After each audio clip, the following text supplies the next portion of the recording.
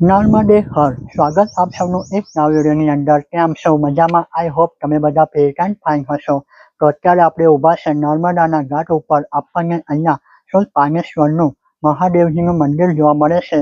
સંધ્યાકાળે અહીંયા થતી આરતીની અંદર આપણે લાભ લઈશું. તો વિડીયોની અંદર અંત સુધી બન્યા રહેજો. સંપૂર્ણ આ ઘાટ છે તેના વિશે તમને માહિતી મળવાની છે.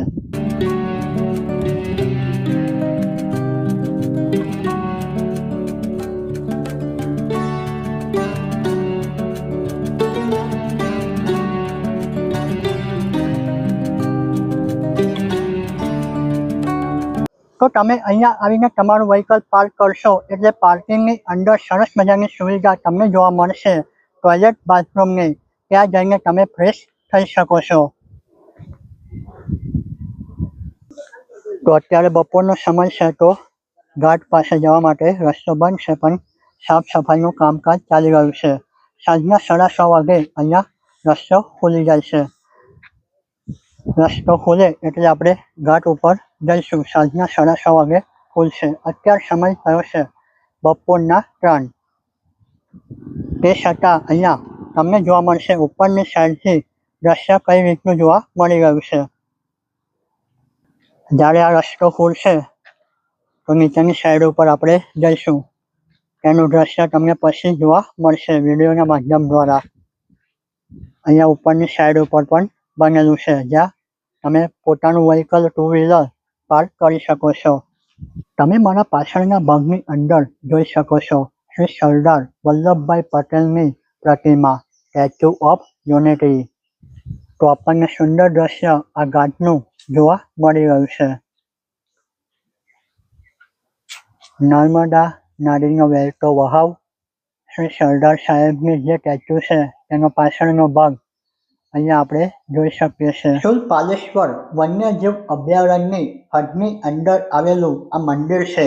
આસપાસની બીજ ઝાડીઓ, સાતપુડાની પર્વતમાળાઓ અને વહેતી નર્મદા નદીનું દ્રશ્ય કોઈ પણ વ્યક્તિને મંત્રમુગ્ધ કરી દે તેવું હોય છે.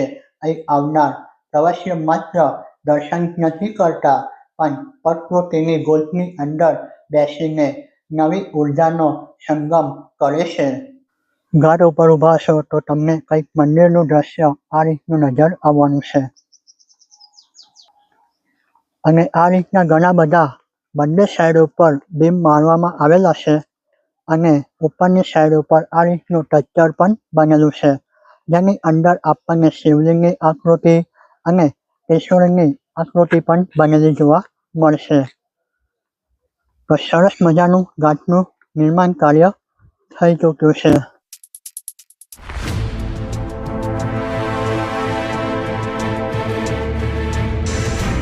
વામન વૃક્ષ વાટિકા, શુક્લેશ્વર નર્મદા ઘાટ એકતા નર્સરી. કુદરતી અને ઠંડકવાળો અહેસાસ તમને અહીંયા આવીને જબરજસ્ત જોવા મળશે. વામન વૃક્ષ વાટિકા. તો આ રીતનો ગેટ આપણને બનેલું જોવા મળી રહ્યો છે.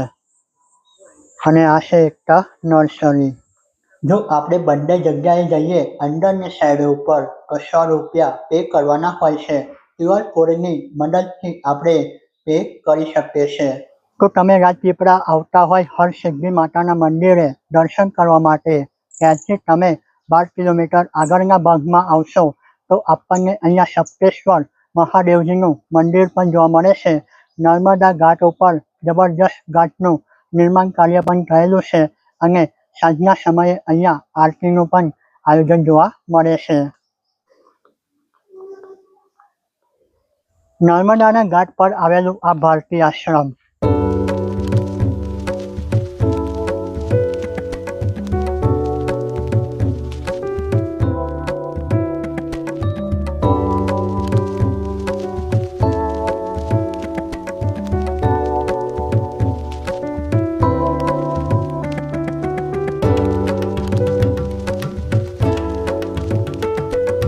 મહાશિવરાત્રિના પવિત્ર પર્વ પર ભવ્ય મેળાનું આયોજન પણ કરવામાં આવે છે. દૂર દૂરથી હજારોની સંખ્યાની અંદર ભાવિ ભક્ત અહીંયા આવીને મહાદેવજીના આશીર્વાદ પ્રાપ્ત કરીને ધન્યતા પણ અનુભવે છે. પાણી પીવાની સુવિધા, ઠંડુ પાણી છે ને. નર્મદે હર જય ગિરનારી.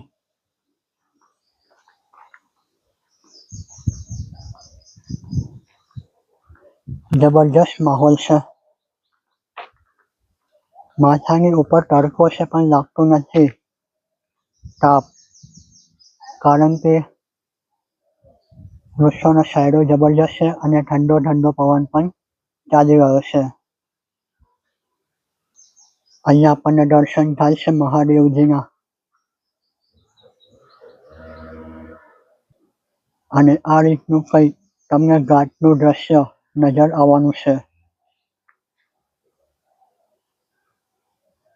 ઘાટ ઉપર જે મંદિર આવેલું છે એનું દ્રશ્ય સામેની સાઈડથી કંઈક આ રીતનું આપણને જોવા મળે છે. જ્યારે આપણે અંદર આવીશું તો આપણને દર્શન થાય છે રામ લક્ષ્મણ જાનકીના. નર્મદા મૈયાના ખોળે વસેલું આ મંદિર ભક્તો માટે શાંતિ અને શક્તિનું કેન્દ્ર છે.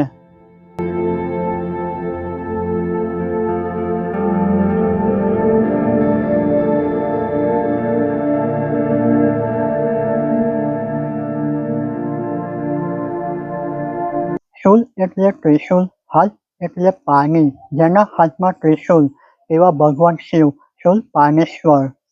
અત્યારે એટલા ખાસ પહાડો ઉપર વૃક્ષો જોવા નથી મળી રહ્યા. વરસાદ ઋતુની અંદર હરિયાળી જોવા મળે.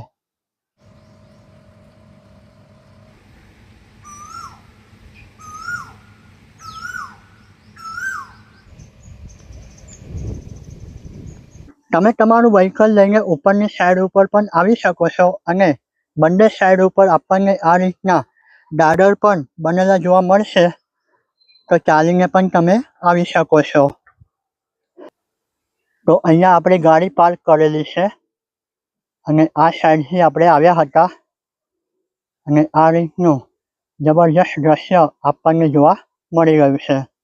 તો દોસ્તો, જે પ્રકૃતિ અને પરમાત્માનો અદ્ભુત સંગમ જોવા મળે છે નર્મદા નદી કિનારે આવેલું શૂલપાણેશ્વર મંદિર માત્ર એક ધાર્મિક સ્થળ નથી, પરંતુ તે અતૂટ શ્રદ્ધા અને કુદરતી સૌંદર્યનું પ્રતીક છે. નર્મદા મૈયાના ખોળે વસેલું આ મંદિર ભક્તો માટે શાંતિ અને શક્તિનું કેન્દ્ર ગણાય છે. તો ચાલો મંદિર પરિસરમાં આપણે પ્રવેશ લઈએ. એવું કહેવાય છે કે મૂળ મંદિર અત્યંત પ્રાચીન હતું, પરંતુ સરદાર સરોવરના ડેમના નિર્માણ સમયે જ્યારે જળસ્તર વધ્યું ત્યારે મૂળ મંદિર પાણીની અંદર ગરકાવ થઈ ગયું. જોકે ભક્તોની આસ્થા ડગી નહીં અને હાલનું નવું અને ભવ્ય મંદિર રાજપીપળા નજીક આપણને ગોળા ગામ ખાતે પુનઃસ્થાપિત જોવા મળે છે. આ ઘટના આપણને શીખવે છે કે ભલે ભૌગોલિક સ્થિતિ બદલાય, પરંતુ ઈશ્વર પ્રત્યેની શ્રદ્ધા અવિચળ રહે છે. તો ચાલો સાથે મળીને આપણે દર્શન લઈએ મહાદેવજીના.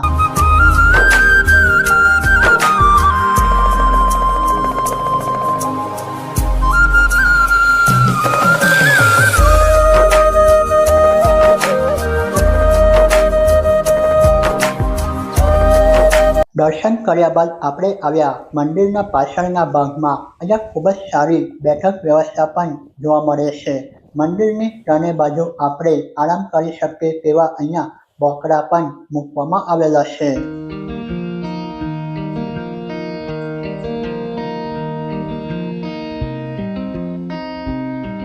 જ્યારે આપણે મંદિરના ઉપરના ભાગમાં હોઈશું ને તો નીચેનું દ્રશ્ય કંઈક આપણને આ રીતનું નજર આવશે.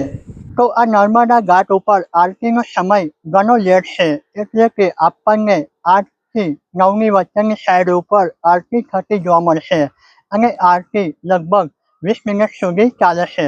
મને એમ હતું કે 7 વાગે આરતી શરૂ થશે તે જોઈને જઈશું, પણ લેટ ઘણું છે, એટલા માટે અહીંયાથી નીકળીએ છીએ સ્વામિનારાયણ મંદિરે પહોંચ્યા. તો દોસ્તો, બસ આજની વિડીયોની અંદર અહીંયા સુધી આપણે આવ્યા શૂલપાણેશ્વર મહાદેવજીના મંદિરે દર્શન કર્યા. સરસ મજાના નર્મદા નદીના જે ઘાટના દ્રશ્ય હતા તે જોયા, સાથે જ આપણને અહીંયા ભારતીય આશ્રમ બનેલું છે તે પણ જોયું. તો દોસ્તો, આ વિડીયો તમને ગમ્યો હોય તો તમારા મિત્ર સાથે શેર કરજો અને વિડીયોને લાઇક કરી ચેનલ સબસ્ક્રાઈબ પણ કરી દેજો. અહીંયા સુધી વિડીયો જોવા બદલ તમારો ખૂબ ખૂબ આભાર. જય હિન્દ, જય ભારત.